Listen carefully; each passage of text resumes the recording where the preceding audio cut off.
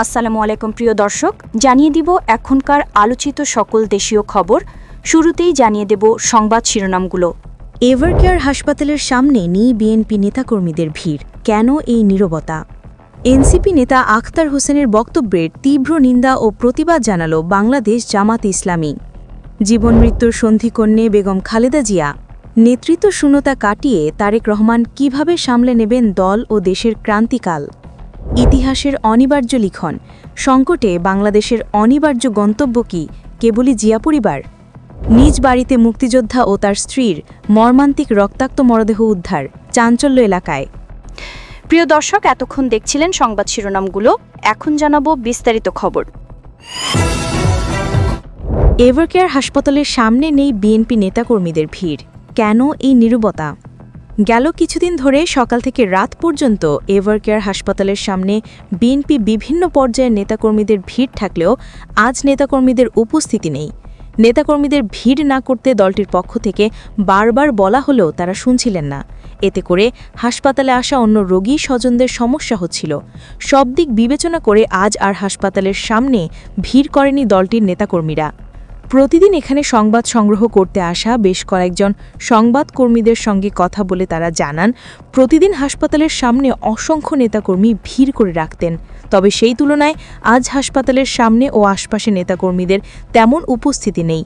সেই সঙ্গে এখানে নিরাপত্তা নিশ্চিত করতে পুলিশের পাশাপাশি বিজেপি সদস্যরা উপস্থিত আছেন। হাসপাতালের নিরাপত্তায় নিয়োজিত এক নেতাকর্মী বলেন, আজ শুধু আইনশৃঙ্খলা রক্ষাকারী বাহিনীর সদস্য আর গণমাধ্যম কর্মীরা এখানে উপস্থিত আছেন। এনসিপি নেতা আখতার হোসেনের বক্তব্যের তীব্র নিন্দা ও প্রতিবাদ জানাল বাংলাদেশ জামাত ইসলামী। জামাতে ইসলামের বিরুদ্ধে এনসিপি সদস্য সচিব আখতার হোসেনের বক্তব্যকে অসত্য, মনগড়া ও উদ্দেশ্যমূলক বলে মন্তব্য করেছেন বাংলাদেশ জামাত ইসলামী। এ ঘটনায় তীব্র নিন্দা ও প্রতিবাদ জানিয়েছে সংগঠনটি। বিবৃতিতে অ্যাডভোকেট ইহসানুল মাহবুব জুবায়ের বলেন, গত ৬ ডিসেম্বর ঢাকার বাংলা মোটরে বিশ্ব সাহিত্য কেন্দ্রে আয়োজিত এক অনুষ্ঠানে জামাতে ইসলামের বিরুদ্ধে অস্ত্রের রাজনীতি বা অস্ত্রের মহড়া সংক্রান্ত যে অভিযোগ আখতার হোসেন করেছেন তা বাস্তবতার সঙ্গে কোনোভাবে সামঞ্জস্যপূর্ণ নয়। জামাতে ইসলামীর একটি দায়িত্বশীল, শান্তিপ্রিয় ও সুসংস্কার রাজনৈতিক দল, যা দেশে আইনের শাসন, শান্তি শৃঙ্খলা ও গণতান্ত্রিক মূল্যবোধ প্রতিষ্ঠায় সর্বদা অঙ্গীকারবদ্ধ। তার এই বক্তব্য সম্পূর্ণ অসত্য, ভিত্তিহীন, মন গড়া ও রাজনৈতিক উদ্দেশ্য প্রণোদিত। তিনি আরও বলেন, গণ অভ্যুত্থানের পর দেশের সামগ্রিক রাজনৈতিক পরিবেশকে শান্ত ও স্থিতিশীল রাখতে জামাত অত্যন্ত সংযম ও ধৈর্যের পরিচয় দিয়ে আসছে। অতএব তার মতো একজন দায়িত্বশীল রাজনৈতিক নেতার মুখে এমন বিভ্রান্তিকর বক্তব্য অত্যন্ত দুঃখজনক ও অযৌক্তিক। অ্যাডভোকেট জুবায়ের আশা করেন, আখতার হোসেন তার ভিত্তিহীন বক্তব্য প্রত্যাহার করবেন এবং দায়িত্বশীলতার পরিচয় দেবেন। জীবন মৃত্যুর সন্ধিকোণে দেশের ৩ বারের সাবেক প্রধানমন্ত্রী ও বিএনপির চেয়ারপারসন বেগম খালেদা জিয়া। গত ২৩ নভেম্বর থেকে তিনি রাজধানীর এভারকেয়ারের সিসিইউতে চিকিৎসাধীন।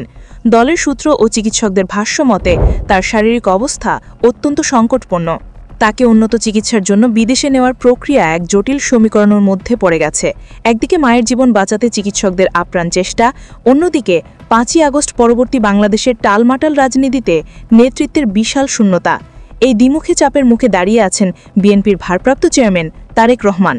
বেগম জিয়ার অনুপস্থিতিতে দল ও দেশের এই ক্রান্তিকালে আবেগের পাহাড় সমচাপ আর রাষ্ট্রনেতার গুরুদায়িত্ব সব মিলে ইতিহাসের এই কঠিনতম সমীকরণটি কিভাবে সামলে নেবেন তিনি, সেই প্রশ্নই এখন বড়।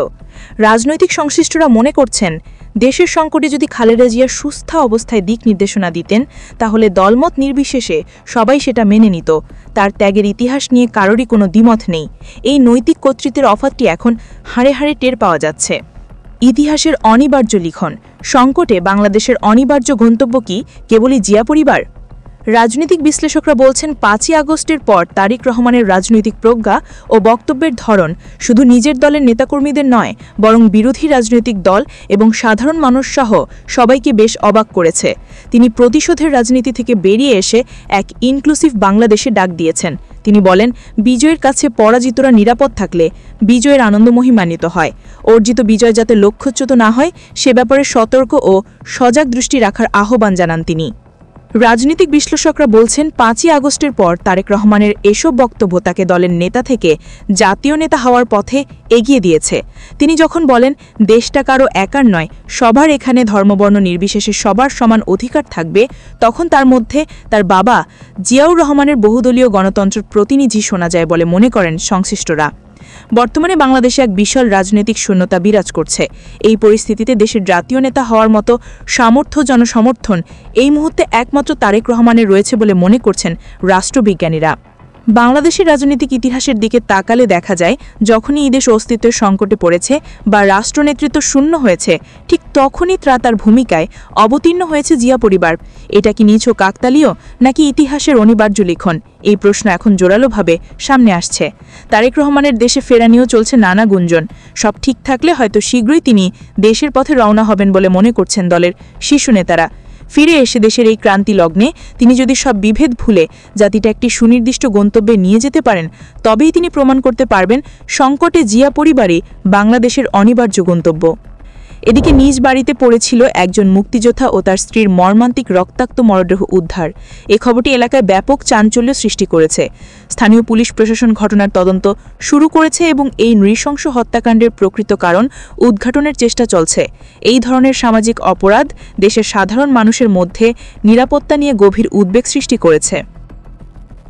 প্রিয় দর্শক, এই ছিল এখনকার গুরুত্বপূর্ণ নিউজ। আরও গুরুত্বপূর্ণ নিউজ নিয়ে ফিরছি কিছুক্ষণের মধ্যে। নিউজগুলো সবার আগে দেখার জন্য এই চ্যানেলটি সাবস্ক্রাইব করে আমাদের সাথে থাকুন। ধন্যবাদ।